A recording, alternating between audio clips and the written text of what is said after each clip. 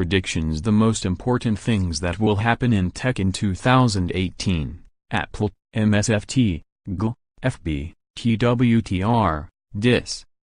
2018 is going to be rough for big tech. Drew Angerer, Getty Images.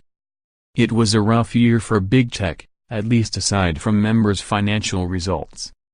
After years of unencumbered growth and fawning coverage in the press, the tech giants got hit with a huge backlash in 2017, largely concerning their role in society. After that public relations disaster, no one is probably more glad to see the year come to a close than the members of big tech. Unfortunately for those companies, there are few signs the backlash will abate in 2018. But a continuation of the giants' image troubles isn't the only thing we can expect in the coming year. Instead, the tech industry and its biggest members are likely to see a mix of good and bad in 2018.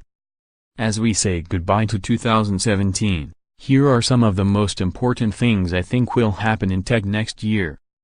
The big tech companies grew into behemoths without having to worry much about the US government stepping in to curb their power or dictate how they did things. In fact, no one in the halls of power really talked seriously about regulating big tech.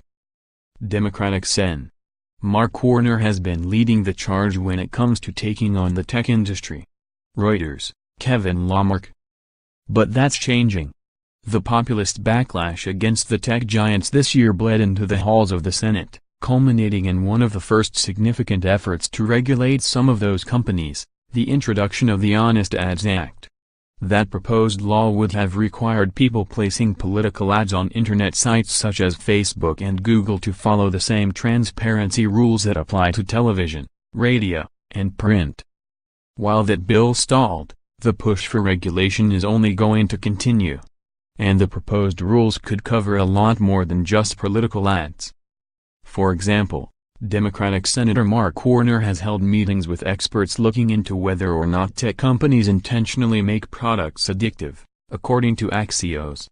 The meetings come as a growing number of such experts are warning that the dopamine hit you get whenever your Instagram post gets 100+ likes may not be incidental, but an intended result of the design of such features. Expect to see additional inquiries along the lines of Warner's. And don't be surprised if you see more bills proposed that might target not only political ads and addiction, but privacy and the industry's arguably anti-competitive practices. Of course, the chances of any new regulations being put in place by an anti-regulatory Trump administration or any new legislation being passed by a Republican-controlled Congress, even in this political climate, is next to zero. But it is significant that more policymakers are keeping a closer eye on the tech industry. Netflix has room to worry in the coming year, because Disney is clearly gunning for it. The Mouse House's bid to purchase much of 21st Century Fox is clearly aimed at Netflix. But even if the government blocks that deal, Disney is poised to become Netflix's biggest rival. Disney CEO Bob Iger has Netflix in his sights. Associated Press. Next year, the Hollywood giant will launch its first standalone streaming service. That service will be packed full of the conglomerate's impressive collection of movies and television shows, which includes everything from Mickey Mouse to Luke Skywalker. Additionally, Disney-owned ESPN will finally launch its own streaming video service, which should be enticing to those cord-cutters who are tired of missing their favorite sports. But Disney could be in an even better position to challenge Netflix if the Fox deal does go through. In addition to gaining a majority stake in Netflix rival Hulu, the Mouse House would get access to more live sports, an even broader assortment of valuable intellectual property, including the movie rights to Marvel's X-Men, and a great collection of television series from the FX network. All of this comes in the wake of Disney announcing that it plans to pull its library from Netflix. That move alone is going to force Netflix to spend billions of dollars to develop new TV shows and movies to replace what it's losing from Disney. Those efforts could succeed, or they could be flops. Disney, for its part, doesn't have to worry as much about flops. It already has every weapon it needs in its budding war against Netflix. Apple, Amazon, Google, and Facebook are all investing heavily in developing original movies, television shows, and other video content. Each is slated to pour in billions of dollars in the endeavor. Their ambitions are understandable. For Apple, being able to offer some great TV series on Apple Music would help set the service apart from rivals such as Spotify and Pandora. It would also give Apple a way to squeeze more money out of customers after they buy one of its gadgets. Meanwhile, Google and Facebook hope to grow their ad businesses by getting a piece of the lucrative television ad market. And Amazon hopes to drive subscriptions to its Prime service, because Prime customers tend to buy more things from it than other consumers. But motivations and money aside, the tech giant's efforts aren't likely to produce many hits, if this past year is any indication. Will.i.m and his colleagues on Apple's Planet of the Apps didn't make a big impression on viewers. Apple's first original shows, Carpool Karaoke and Planet of the Apps, were not only critical duds, there's little evidence they found a significant audience. Google produced shows for YouTube featuring stars including Ellen DeGeneres and Kevin Hart, but viewership has been mediocre. And Facebook's new watch video service has performed poorly.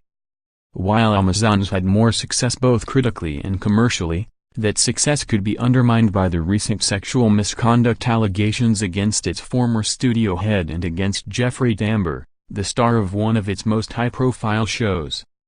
Apple appears to have learned from some of its mistakes, hiring a pair of A-list producers to head up its video effort. But it's hard to see how Apple Music in particular can set itself apart from all the other video services with just a handful of shows. It's going to need to build up a much deeper library and is going to need to develop a blockbuster, must-watch show. Good luck. For its part, Hollywood seems glad to take all the dumb money flowing in from the tech companies, as a connected source told New York Times tech columnist Farhad Manjoo earlier this year.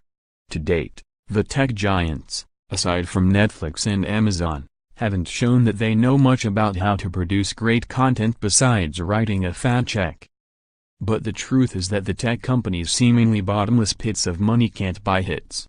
You can hire the best talent in the world, but you also have to know how to get people to watch what they produce. And that's something the tech companies don't seem to have figured out yet. So, get ready for another year of flops funded by dumb tech money. Huawei is one of the top smartphone brands globally. But it hasn't made a dent in the US. Hollis Johnson, Business Insider. Apple and Samsung have the US smartphone market locked up. According to ComScore's latest numbers, iPhone owners account for 45% of all U.S. wireless subscribers with a smartphone. Samsung phone owners comprise another 29%. Owners of devices from all other manufacturers barely register. Huawei and Xiaomi, China's two smartphone giants whose devices are popular in emerging market countries, aren't daunted by Apple and Samsung's U.S. dominance. Huawei plans to start selling a new smartphone through AT&T in early 2018, according to the information. Meanwhile, Xiaomi is in talks with AT&T and Verizon, Bloomberg reported. However, if history is any indication, the Chinese company's U.S. push is doomed. The smartphone market is littered with companies that tried to take on Apple and Samsung here and failed: HTC, Motorola, Essential, ZTE, Google, and so many more. The lesson: if you can't offer something unique and offer it through all the major carriers and retailers, you might as well not even try. It's simply too late in the game for another player to come in and give the US more of the same. Beware consumer companies, Jeff Bezos and Amazon are coming for you. Drew Angerer, Getty Images. Next year we'll see the Amazonification of even more aspects of our lives beyond just standard online shopping. Amazon has plans to expand into pharmaceuticals, digital advertising, and shipping, while increasing its presence in physical stores. The company is rapidly transforming itself from a simple digital department store into a commerce